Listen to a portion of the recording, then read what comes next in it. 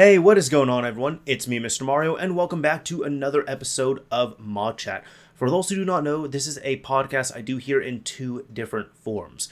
First of all, it is available in a video visual form here on the Mr. Mario 2011 YouTube, Rumble, and Odyssey channels. So if you want to check out a video visual version of that, you are more than welcome to, and that's primarily how people consume it.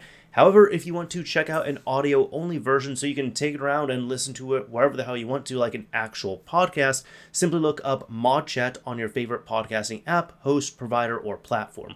All one word, and it should hopefully be on your favorite platform. I know it's not available on all of them, but it's available on most of them from what I see. Either way, this here is a podcast where I come on here and I talk about some things that I find new, interesting, cool, some different developments that I want to give my opinions on, or even do a little bit of show and tell, or do a little bit of everything there, what have you. That's just where I come on here and I talk about that stuff in audio and visual form here at least once a month, and that's kind of what we do. I tell people this is not necessarily a news show because I don't really break any news on here, but if you want to treat it as your news blast, you're more than welcome to. This episode is going to be a little more focused because there's really just two topics that I'm going to be covering here. However, I feel like I do have a decent amount to say about them, and I've been especially excited to really give my thoughts on one of them here. So without further ado, let's just go ahead and jump right into the topics here. So the first piece of news we're kicking off with here was over on Twitter, and it was broken from Twitter user AfterTimeX. And yes, I'm still going to call it Twitter here. I don't want to call it by its new name. However, just reading verbatim on this post, they say here, exciting news for the Switch scene. We have obtained from one of our followers an exclusive video from an upcoming product this person is a beta tester for. Apparently a Flashcart type device is coming pretty soon for the Nintendo Switch, which supports all firmwares, all console types, from all regions. Although it was long overdue, we were a bit skeptical, so we asked for some kind of proof. To our surprise, this person sent us soon after a video demonstrating the product in use, and it seems perfectly legit. Anyway, we were told the product is ready. They are apparently shipping the first units in January 2024, so we should learn more very soon.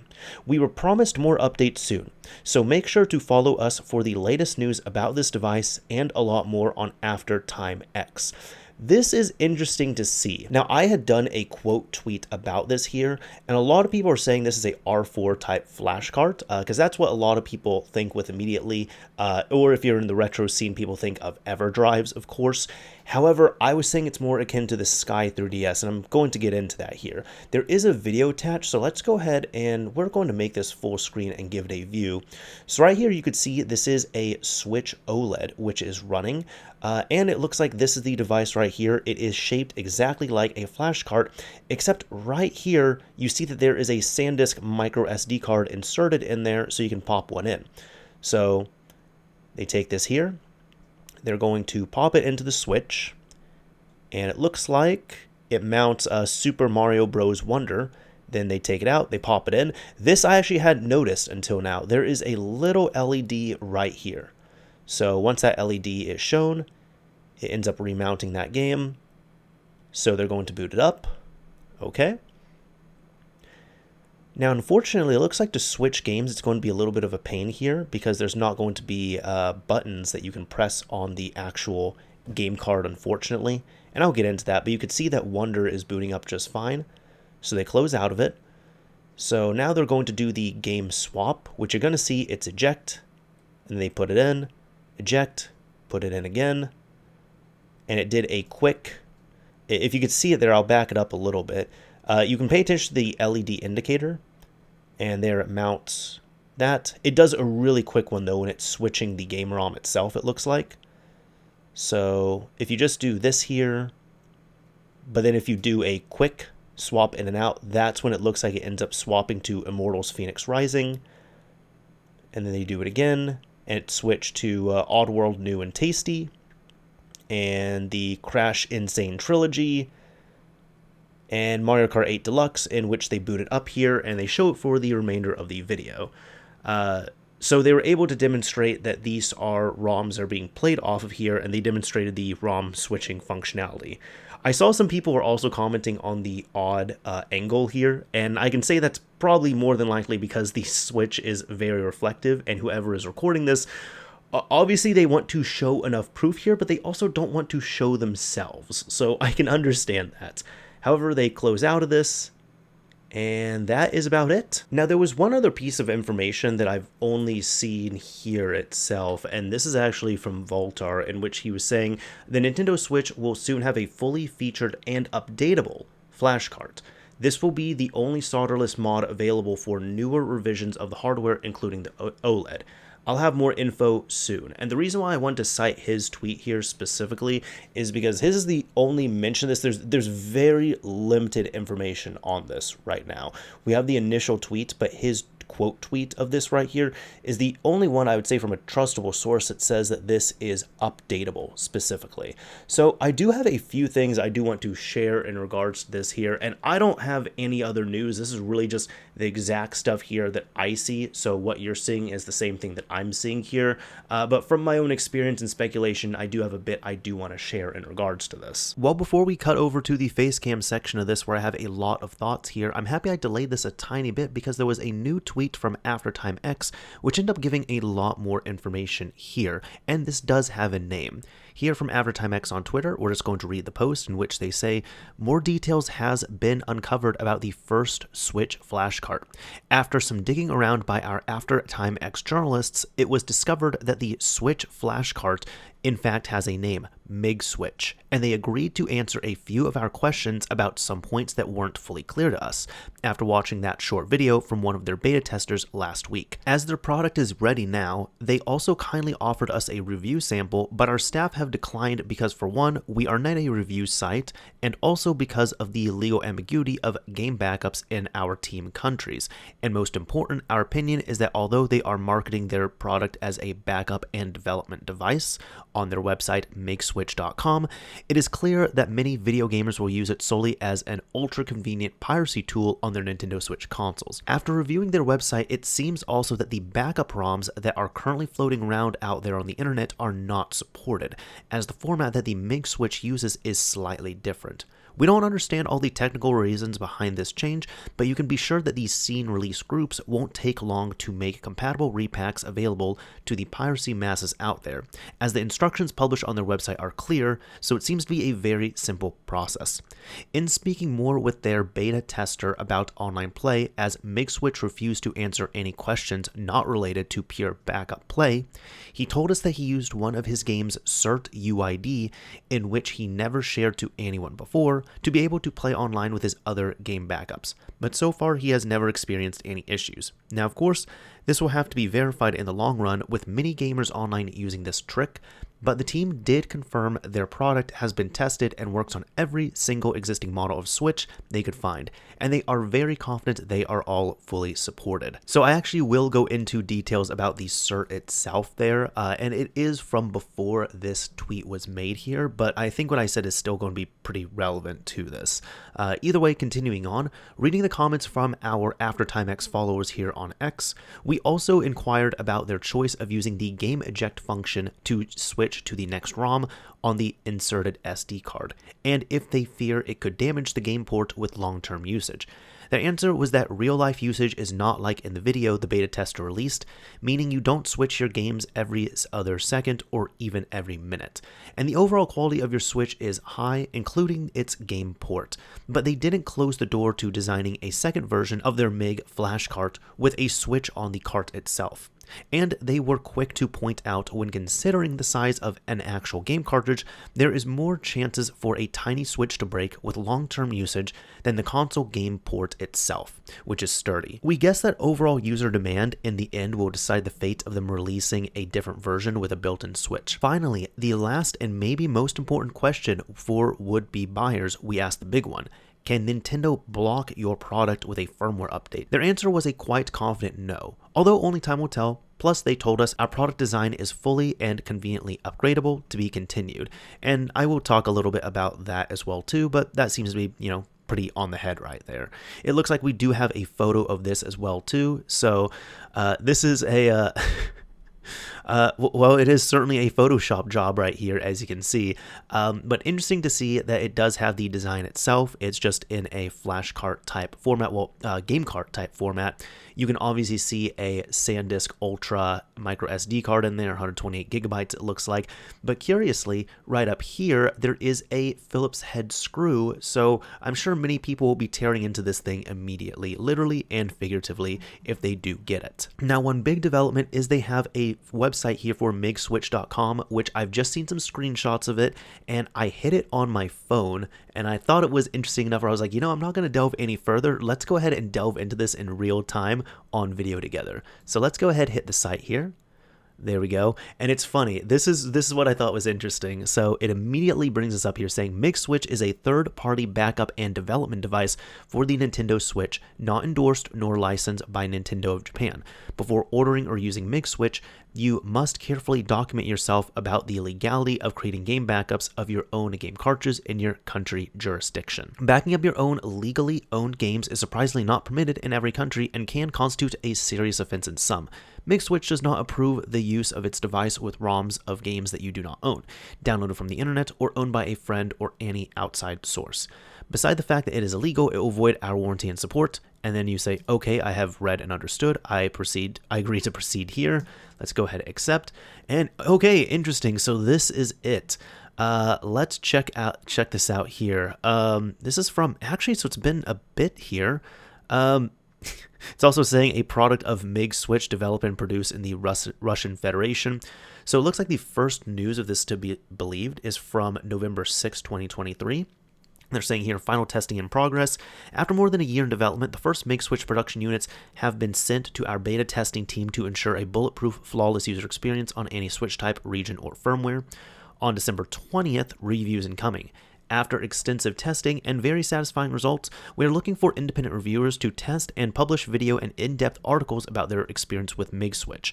We will ship them first week of January to the selected few, so interested buyers will have all the information they need to decide if Mig-Switch is the right product for them, and we are confident it is. And finally, on the 27th of December, we are now accepting distributors' pre-orders for Mig-Switch products. This is also, okay, this is bugging me a little bit. They can't decide how they want to spell it. Is it Mig-Switch? Is it Mig-Switch? Is it Mig-Switch? I've seen... you're seeing three versions here without a hyphen, here all one word, and, one with a hyphen. So... even the team themselves doesn't know what they're calling this or what exactly they're typing it as. However, continuing on here, please email us if you are interested for more information. Deliveries will start in January 2024, first in limited quantities with full availability expected for March or April 2024. With the high demands we are receiving, please bear with us until we can complete all pre-orders so you can receive your Mig-Switch unit. Important note, we do not sell to retail to end users. Please contact a distributor near you for private purchase. So it looks like they would be doing the same thing that Team Executor obviously did, where you can't buy Team Executor products from Team Executor. You'd be buying it from you'd essentially have to be a reseller, a distributor, or you're just buying in bulk, and then you would be purchasing from a contact over there. However, it is a neat looking site here. At least make a change, join the revolution, easy backup, plug and play. Let's check out the product itself. So Mig-Switch is the only backup and development device for all. What development is it doing though? That's what my question is, because if this can only, okay, this can't run unsigned code though. That's a thing.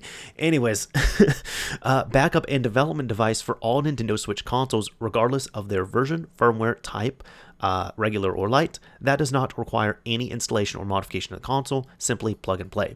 Ease of use was always in our mind when developing the Mig-Switch, and you can see the results in the download section of our site of Mig-Switch.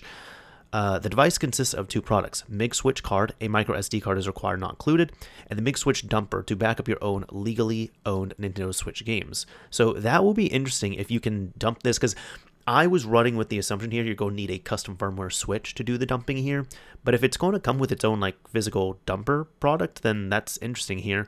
Let's see the download section. So you'll find the latest Mig-Switch firmware to download when available, and looks to be pretty simple here. You have to prepare a micro SD card, format it with exFAT, it looks like, place the XCI game files in the root, ensure the game files have the following naming scheme. And this is interesting. All right. So you need the actual ROM file, initial data, the certificate, the card ID set, and the card UID as instructed there. And optionally, you can create different folders. So it's going to be a different format, it looks like here. They do even say here that online mode is only recommended with a fully complete game dump. And if this is a valid certificate, card ID set, or card UID is missing, online mode is not recommended and can lead to a ban. Select the game you want to launch by ejecting and reinserting the game card. Upon launching the game, the same game will appear. All right, so that's how that works at least. Now, let's see, back up your games. Oh, wait a minute. Okay, so to back up your games, you'll either need the Mig-Switch dumper, which we don't know about this yet, or a modified switch with NX dump tool and the proper parameters you can find below. So you're going to use NX dump tool here, and then from here, it's saying, this whole thing of you need a modified switch, and then you're going to have to dump these certain files in a certain way and set them all up like this. So it's the same ones we went over before. But the interesting thing here is let's go to NX dump tool. And okay, so this is using the rewrite build. I was thinking they would just link to the latest one, but no, the rewrite build, it doesn't look as pretty, but this is the one that is obviously updated more often here. So it's interesting here. Okay, cool. Interesting to see. Finally, the only other section here is contact us, where you can put in your email, a reason to contact us, and the message, and then send them a message. We only reply to messages in Russian or English, so interesting to see here overall. All right, so at this point here, I am going to cut away to myself giving some opinions on here. Now, do keep in mind for this next section, this was actually filmed before I end up going through the website here, and this second piece of news was announced.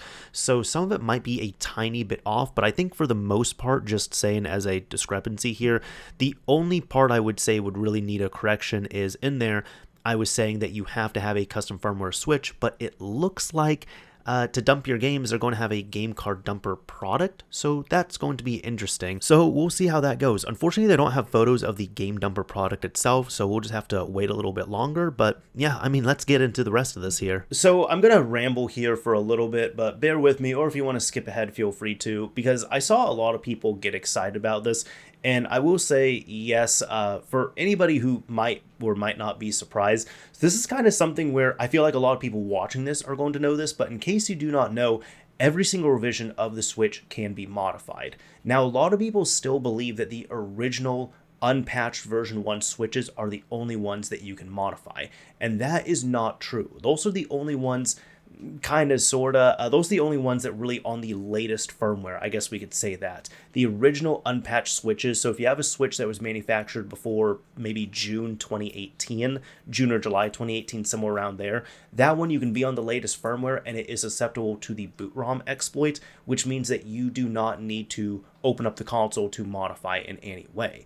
However, any console after that, if you want to modify it on the latest firmware, that includes the iPatched versions, the version 2 of the original Switch, the Lite, as well as the OLED, you do have to perform some soldering with a mod chip installation or a glitch chip installation, however you're going to do that. So when it said here that this is going to be really the only solderless mod available for newer Switches, that is true. However, it's going to be a completely different mod, and I did want to dispel some things here.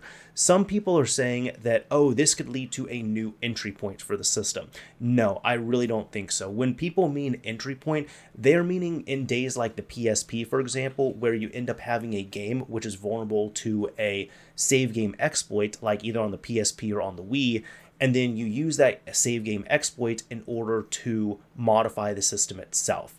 The system itself is really pretty secure. The reason why the original Switch ended up getting exploited was because of the boot ROM exploit from NVIDIA on there. But once that was eye-patched and then once it was fixed up, it was okay after that. And then current Switches now can be modified because, well, really any device is going to be susceptible to glitching, and what do you know, the latest Switches, when you're going to mod them up, rely on a glitching type exploit. So that's just going to happen. That's why you need to go with the hardware route. However, after so many years, this has been pulled apart. Like Horizon, the operating system that runs on the Switch, has been pulled apart so much by many trusted people, including Cyrus M, who is the main Atmosphere developer, where he has complimented it and even said at one point that it has perfect anti-piracy detection, and really the Horizon OS is great. It's stable, it is secure.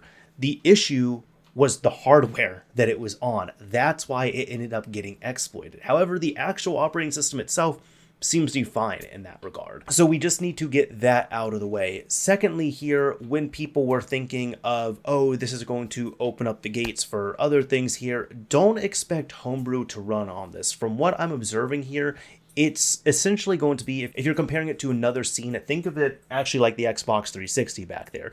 Now that is a reset glitch hack system, meaning that it can run unsigned code, and it is similar to having a hard modded Switch in that regard.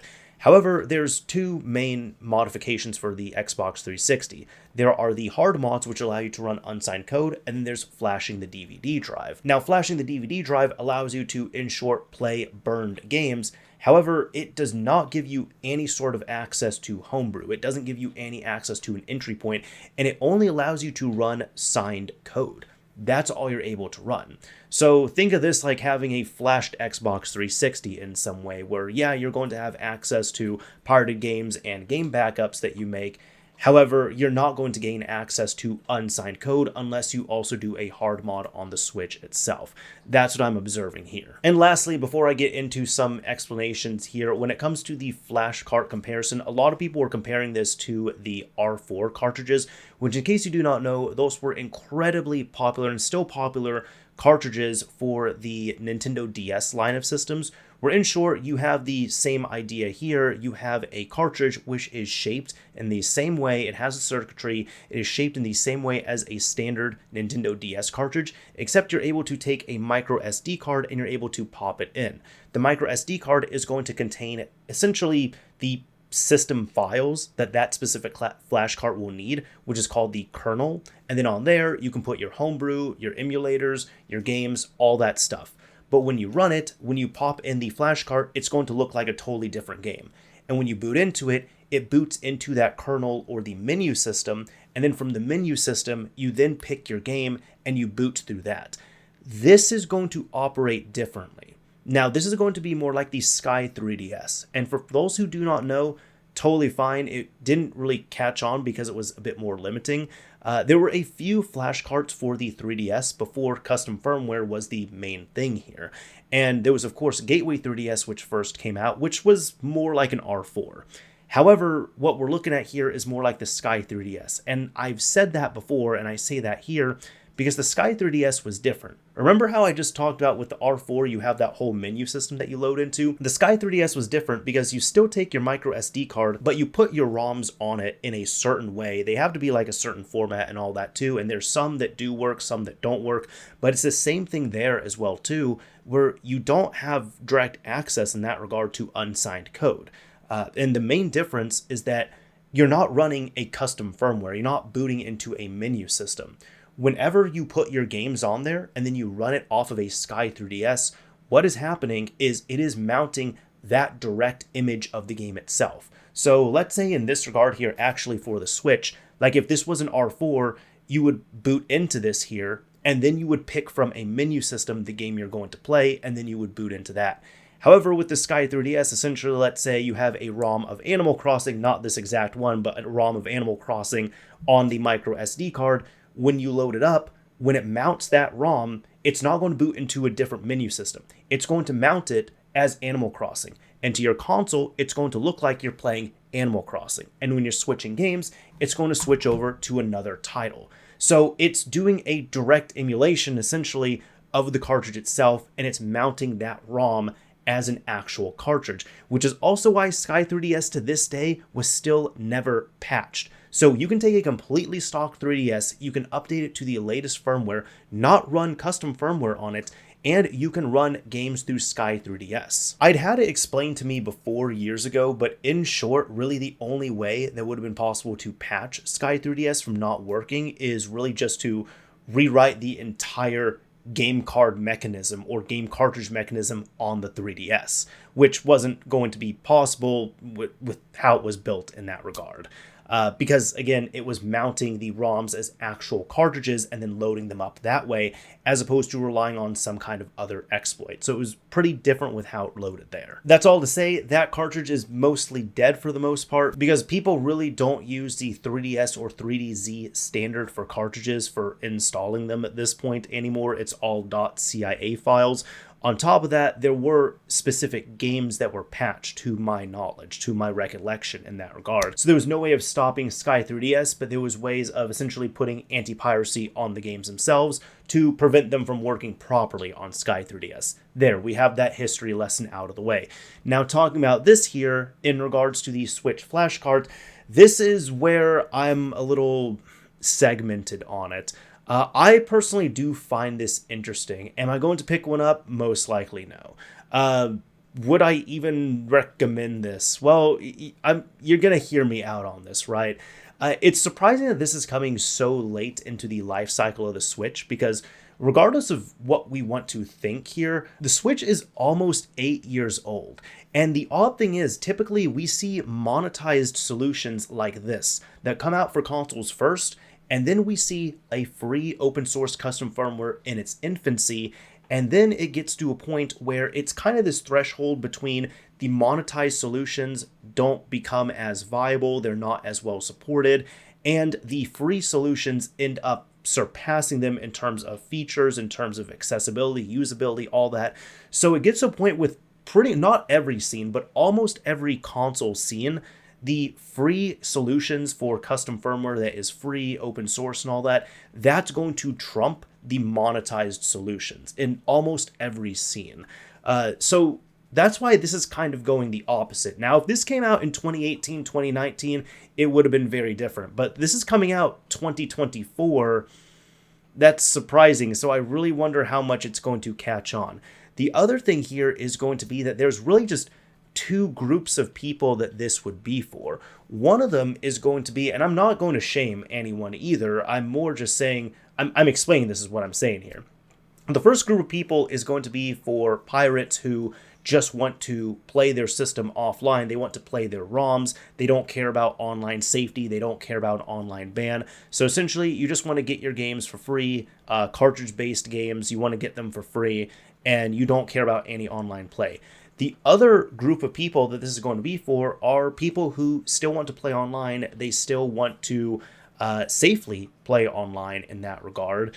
And they're going to have their own games that they're going to back up. However, in order to do that, they also already have a Switch that has been modified with custom firmware, so they're able to back up their own games, which that part is important because each game is going to have its own certificate. So if you're one of those people, this is a really convenient solution, aside from the game switching where you have to keep inserting the cartridge in and out. But aside from that, those are the two groups of people I'm really seeing this work for here.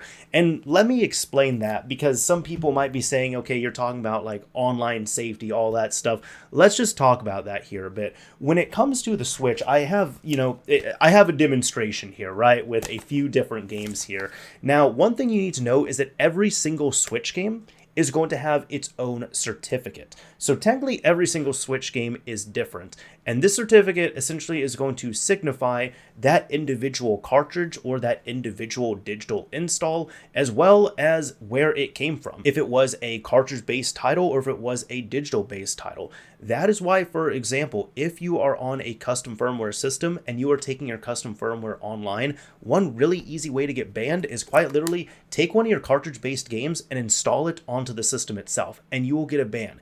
Even if it's a offline single-player title, you'll get a ban, because it's very easy to see that that install certificate does not match. You're taking a cartridge-based game and you're installing it. They're able to see that, and it's a very easy thing to detect and ban for, and it has happened multiple times. So it's not just a difference of digital and physical certificates, but every single game is going to have its own certificate. And in the 3DS days, there was actually something you could do where they were called private headers, like public and private headers, where you could take the header from one game and inject it into another game, and you were technically safe in that regard.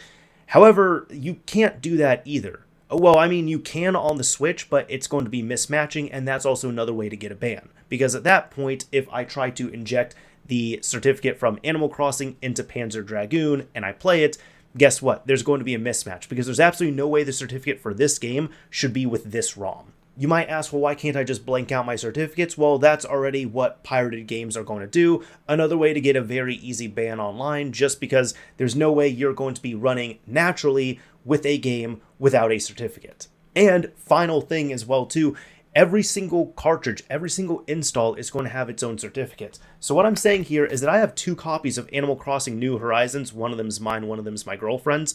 They both are different games. They're both different cartridges. And I'm not just talking about physically, it's that the certificate data is different on both these. So even if I swap around the certificates between these two, and then try to play them online, that can also flag for a ban very easily because there's no way the certificate for this game is going to be on this game. So that's all to say, it's interesting because with the individual certificate system per digital and even physical title, Nintendo can not only ban your system, ban your account, but they can even ban individual cartridges because let's say, for example, I end up dumping a complete version of this cartridge here, and then I end up sharing it with a few friends. At that point, if they look online and they see, hey, there's 5 people playing this one copy of Animal Crossing, that doesn't make sense. And so the systems can not only ban the accounts and ban the consoles, but they can even ban the individual cartridge as well too. So even if I sell off this cartridge and someone else buys it, they won't be able to play this one online because the individual certificate has been banned. So what I'm saying here is if you're in that second group of people where you are going all legit on everything, you're going to have your own game cartridges, you're going to have to dump them yourself, and you're going to have to dump each one of them with the certificate intact. Remember that because a lot of the dumping programs by default do not dump the certificate with the games. So you're going to have to do that, but you're essentially going to need 2 systems for that unless you just modify your one system. Really, I'm saying here you'll need to have access to a system with custom firmware to actually do the dumping of the cartridges, but you're also going to need your legitimate system, or if you want to run on the legitimate side of it, you're going to need that. In short, I'm saying you're going to need a system with custom firmware. Just having a stock system is not going to be enough because you're going to need to dump your games with the complete certificates, and they need to be your games. Now, let's say you're in the first group of people and you're saying, you know, the pirate's life is a life for me. I'm just going to download all the games I want to for free, and I don't care about any of that stuff. You're also going to run into some roadblocks there too, because essentially you can get cartridge-based copies of the games, but then here's another thing, getting updates for the games itself is going to be totally different. If you're totally fine with staying offline, that is fine. If you don't care about a ban, that is okay. However, do keep in mind that a lot of these base 1.0 versions of the games are completely different than how they are now. Like Animal Crossing, for example, after so many patch updates, there's a lot more to it. There's many other games that have been like that in that regard. There's also many games out there that are incomplete if you have the cartridge 1.0 release, and there's other games that are simply broken. They have game-breaking bugs where you have to take the cartridge and go online and download the update. If you cannot install the updates, then that's going to be an issue. If you have a completely official firmware stock Switch, you don't have a way of side-loading updates because there's not like a homebrew app that you can run on there. Maybe the only thing I can really think of is, again, actually for this, you're going to have 2 switches. And I've done this before where essentially you have your clean online switch where you're going to have your legitimate games, you can get your updates from there, and from there, you can actually go into the settings. I don't remember where exactly it's at. You have to grab the actual game itself. You need to go into software update, match version with local users. And then at this point, you're essentially going back to the PSP days and you're doing an ad hoc type setup because you do the same thing on your modified Switch. And from there, you can download the latest update on your legit Switch and you can transfer it over to your custom firmware Switch. So that works out there in that regard. Although you'd kind of be doing it the opposite here. You'd have to see, it's going to get complicated. What I'm saying here is like you can't even pirate the update because you're going to need to install it in some way. Now, the other thing I thought of too is maybe you can use something such as NSC Builder. I think that's what it was. And you can build your own XCI files. Like you can take it and you could put DLC in there and you can put latest updates in there. The only thing is, when it comes to how specific this cartridge is going to be and the actual firmware that the cartridge is running, I'm going to be curious to see if it's going to support games like that, if it's even going to support trimmed ROMs, or if it has to be complete, like, intact ROM dumps straight from the cartridge. That's what I'm going to be curious about.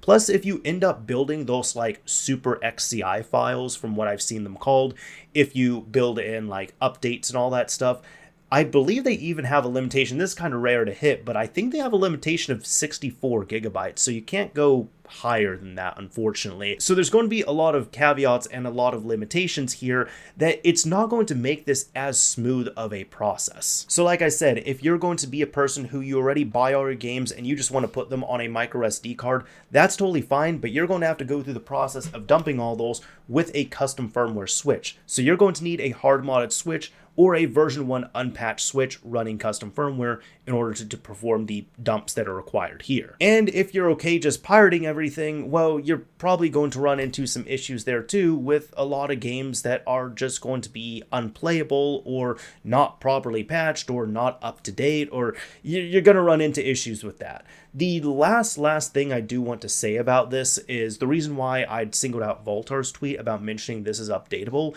is because this is important. I talked about the Sky 3DS and the 3DS not just to go back in memory lane, but because that was important, in which I said there it worked so well and it was unpatched still to this day, because the only way to fix Sky 3DS is to completely rewrite how the cartridges are handled on the 3DS, which obviously didn't happen. The Switch, I mean, funny enough to say, it has custom firmware and all that, but it is secure and it has a lot of components in it. One of the components is the game card slot, and the game card slot can actually be updated. It has its own firmware. It can be individually updated. So if Nintendo is able to detect how this is run, it's not just banning they could do, but they could just issue new system software updates that are also going to update the game card slot itself and could render this useless. And then at that point, you would have to rely on whichever team is handling this device here to update it if you don't want to have a little tiny paperweight. We'll see how it goes. That's kind of been my whole thought and my speculation and just experiences and things that I wanted to share there in regards to this. And not necessarily to completely poo-poo on this, but more just saying, I feel like this is kind of too little too late, and I feel like with whichever camp you're going to be in, it's not going to be as seamless and easy as an experience as you're going to be expecting here. Really, I'm just saying, if you're looking for the best way to modify your Switch, you're going to just want to do a hard mod on your Switch and install your games, do it on emuNAND and have fun with that. Or emuMMC, that's how it's going to be. And if you don't know how to solder or you can't solder, I totally get it. That's not for everyone. That's why there's services out there for it, but that's how this goes. The final thing I'm really thinking of here is in regards to pricing of this. And honestly, I'm thinking, I don't think this would be more than $150 US. I don't think it's going to be cheap. I don't think it's going to be something that's $20, $30. But I also think that probably the ceiling for this would be $150. I think they're probably going to try to aim for like the $100 price point. So I wouldn't be surprised if it's like $105 or $95 or something like that. So realistically, I'm thinking it'll probably be around $100, like give or take, but I don't think it's going to be more than $150. That's been my thoughts on here, though. Let me know what you all think on this. Now, I had talked about this in a previous episode of ModChat, and this here was teasing PlayStation 5 game backups running on the PlayStation 5. Now, in short here, this was done through an application known as Itemzflow, where essentially this is a homebrew application that was working on jailbroken or modified PlayStation 5s, and it wasn't directly doing an installation of PS5 games themselves, but it was taking dumped versions of PS5 games. You would then load it through Itemzflow, and then it was able to kind of mount that game and play it. And it was not PS4 games. These were PS5 games. And it was the first reports that we had seen of them playing. However, as a Christmas present here, it looks like that method has been released. So Itemzflow for PS5 has been released here. And just reading off this Wolo article, Christmas is here. Owners of PS5's 4.03 to 4.51 rejoice, for developer Lightning Mods has released Itemzflow, and with it comes support for PS5 backups and PS5 apps, so PS5 homebrew. So this is also a big thing here. He says that PS5 apps are now working on Itemzflow. Itemzflow is a fancy homebrew and app manager for the PS4, PS5. Developer Lightning Mods has been taunting us with the PS5 app support for quite some time now, and this feature is now here along with other improvements, which include PS5 apps, a game dumper, an internal package installer, MP3 playback, and more.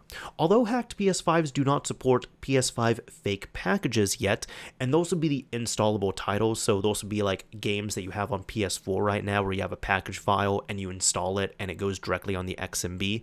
Just want to say that real quick. So although hacked PS5s do not support PS5 fake packages yet, they now should support launching dumps of games. The difference to the end user is probably minimal at this point, except for comfort of use. Obviously, I know links have been circulating, but if you really want to test this feature, I'd recommend you dump your own games and test from there. People have reported success running PS5 backups with Lightning Mod's latest release, combined with the power of ETA Hen. Download and install Itemzflow on your PS5. So they're stating here that you will need a hacked PS5 in order to run this tool, more specifically a PS5 running firmware 4.03, 4.50, or 4.51. At this point, I'm thinking nobody will blame you if you upgrade a 3.XX system to 4.03. The quickest and easiest way to install Itemzflow is via the PS5 homebrew store, but you can also get it from here, and there's a direct link to Package Zone there. So overall, we've seen Itemzflow on PS4. However, this is getting it all running on PS5 as like native PS5 app, native PS5 support, native PS5 games working on here. I don't know how else to say it. These are PS5 homebrew apps and PS5 game dumps running on jailbroken PS5s. And I haven't seen this yet here, but looks like Modern Warfare ended up coming in here and made a video covering this. So if you're wanting a full tutorial on it, you're able to check that out now, along with the release of this. But either way, cool to see here, and I did want to give this update because we had highlighted and talked about this before here on the channel, but it looks like as a Christmas present, it's now out. And finally, I wanted to share this here because what I like to do at the end of these episodes is I like to cover something that is cool, funny, interesting, kind of sort of related directly or indirectly to the modding scene. So here is going to be an article from Nintendo Life, and I thought this would be entertaining here, saying that fighters from Smash Bros. For 3DS were leaked by a former Nintendo of America employee's child. From Ollie Reynolds here, he states, in August 2014, photos and videos of Super Smash Bros. For 3DS were leaked online, demonstrating evidence of unannounced fighters. The leaks were seemingly confirmed following a copyright strike from Nintendo of America before being proven irrefutably real upon the game's eventual release later that year. Since then, the origins of the leaks have remained shrouded in mystery.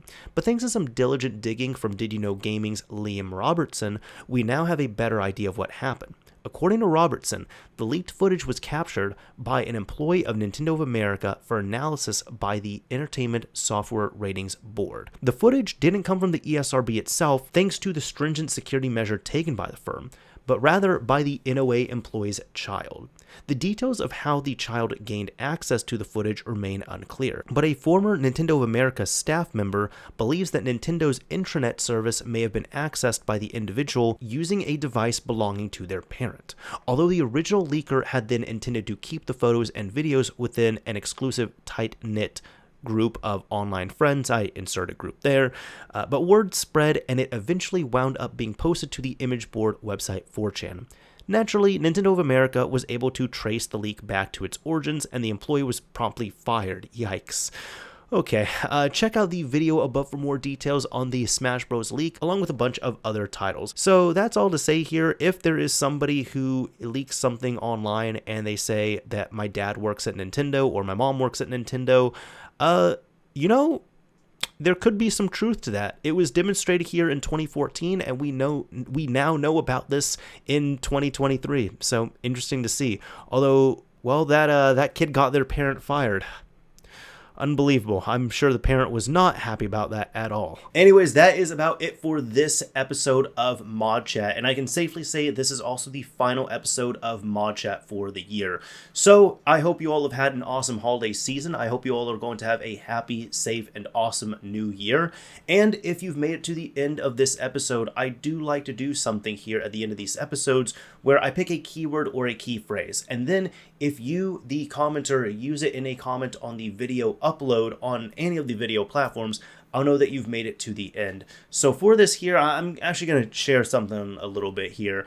I actually just got back from traveling, quite literally doing that, and then I'm recording this here because I was excited to get this done. I wanted to do it tonight and then, get it edited the next day and stuff when I was working on this. But I quite literally traveled quite a bit. Then I unpacked, got everything unloaded, and I'm here recording. So with that, we're going to use the keyword travel. Do you love travel? Do you hate travel? What is your favorite place to travel? Do you like to travel a whole lot? Is it a rare thing, I guess? Do you get travel sickness? Maybe on that last one, you might want to choose how detailed you're going to be, but that's going to be dependent on the YouTube filters and stuff and comment filters on here. We'll see. Anyways, if you use the keyword travel in your comment on the video upload here, I'll know that you made it to the end of this episode. Anyways, that is about it for this episode of ModChat. Thank you all very much for listening and watching. And if you enjoyed this episode, a like would absolutely be appreciated. If you didn't like it, a dislike is fine as well too. As I always say, this is Mr. Mario signing off. Thank you all for listening and watching, everyone. And not just until next time. It's going to be until next year. Hopefully I'll see you all next year.